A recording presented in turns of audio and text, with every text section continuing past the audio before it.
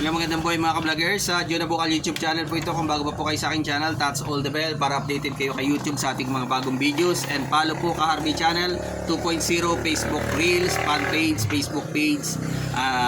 Yun po. Ito po yung tinatawag nating authorization letter. So ginakailangan pa rin po natin to except po dun sa special power of attorney. Kasi po kapag mayroon tayong mga nilalakad na kailangan dokumento, so hinihingi po nila ay authorization letter. So nakasulat po dito, halimbawa kami pinahintulutan si ganito na aming bayaw na kumuha ng mga dokumento para maklaim ang PBAW veteran sa unclaimed pension sa aming mga magulang na yumao. Then nakalagay po dito kung isa National Statistic of Philippine Statistic Authority.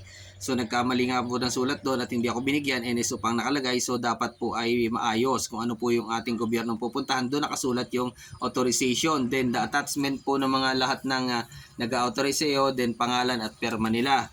Then yung kanilang pong mga ID ay kailangan ay dala-dala nyo rin po bawat isa. I-xerox nyo po at may perma din sa ibabaw. Dapat pareho po ang perma.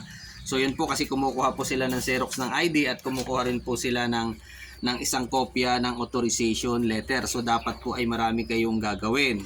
O kaya ipa-xerox nyo na po ng marami at makiusap kayo na wag kunin ang original dahil kailangan nyo po sa ibang mga transaction pa. So kung maaari gumawa na po kayo ng marami. Pwede naman po para nang sa ganun hindi kayo maabusan. Yun lamang po sa John Abukal YouTube channel para po wala kayong problema. Sabi ko nga, lahat ng discrepancy sa pangalan ng claimant, ng mga beneficiary, kailangan nyo pong ipa-authenticate na po to, ipa-affidavit po sa dalawang perma po ng disinterested person na hindi po sila interesado sa inyong kiniklaim. Yun po, bago po kayo tatakbo ng Manila doon sa office dahil kung manggagaling kayo ng probinsya, masyadong malaki ang pamasahe. Lahat po ng discrepancy ay kailangan nyo ng ipa-affidavit at ipa-correction po para sa ganun ay walang problema.